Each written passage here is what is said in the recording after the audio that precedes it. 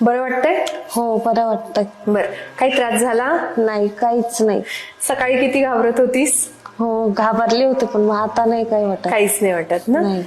Generally ovum पिकअपच्या अगोदर ज्यावेळी आम्ही पेशंटचे चेहरे बघतो तर ते खूप घाबरलेले असतात. फ्रीबीज काढण्याची प्रक्रिया ही लाईट अॅनेस्थेशिया म्हणजे कमी बुलीमध्ये केली जाते. त्याच्यात सलाईन मधून औषध सिडेशनचं म्हणजे तुम्हाला मध्ये गेल्यानंतर थोडीशी झोप लागते. अल्ट्रासाऊंड गायडन्स मध्ये बारीक निडल टाकून फॉलिकल सगळे ऍस्पिरेट केले जातात आणि मग 2 ते 3 तासाने तुम्हाला घरी डिस्चार्ज केलं जाऊ शकतं. काही पेशंटला बुलीच्या औषधांनी कधी कधी मळमळ थोडंसं गरगरल्यासारखं वाटू शकतं. तुला आता काही त्रास होतोय? नाही, काही त्रास नाही होते. वॉशरूमला जाऊन आली? हो आली.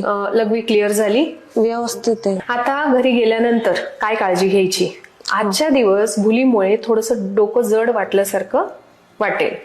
थोडंसं जड जड वाटू शकतं, हलकीशी मळमळही होऊ शकते. गरगरल्यासारखं वाटलं तर झोपायचं. झोपल्यानंतर बरं वाटेल. बसल्यावर गरगर होत असेल तर झोपून राहणं प्रेफर कर.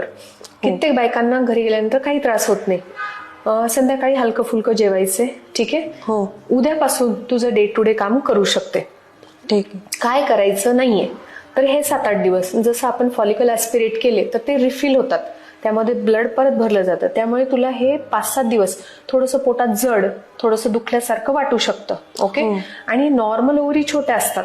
आता आपण ओव्हरीमध्ये इंजेक्शन देऊन मल्टिपल जास्त फॉलिकल्स वाढवले, त्यामुळे ओव्हरीचं साईज आता मोठी आहे. त्यामुळे जम्प करणं, डान्स करणं, रिलेशन ठेवणं, ठीक आहे, या गोष्टी टाळायच्यात. खूप खराब रस्त्याने विनाकारण आपटशील असा प्रवास करणं टाळायचे. याने काय होऊ शकतं, ओव्हरीज जेव्हा बल्की झालेले असतात आणि त्याला थ्रस्ट जर जम्प किंवा डान्स किंवा इंटरकोर्स मध्ये त्याला पीळ पडण्याची भीती असते. ओके? म्हणून ह्या गोष्टी 7-8 दिवस टाळायच्या. एक 7 ते 8 दिवसात जनरली आणि कधी कधी 10 दिवसापर्यंत पिरियड्स येतात आणि पिरियड्स आल्यानंतर तुला दुसऱ्या किंवा तिसऱ्या दिवशी हॉस्पिटलला यायचे. दिलेले औषध आहेत ते व्यवस्थित घ्यायचे.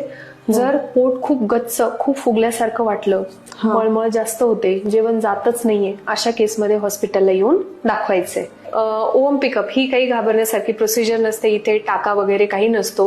बारीक निडलने तुमचे श्रीबीज ऍस्पिरेट केले जातात आणि तुम्हाला मध्ये गेल्यानंतर झोप लागते, ती बाहेर आल्यानंतरच जाग येते. आणि ही काही बेशुद्धीची भूल नाही. याला आयव्ही सिडेशन म्हणतात. म्हणजे सोप्या भाषेत म्हणायचं तर झोप लागते आणि 2 तासाने जाग येते.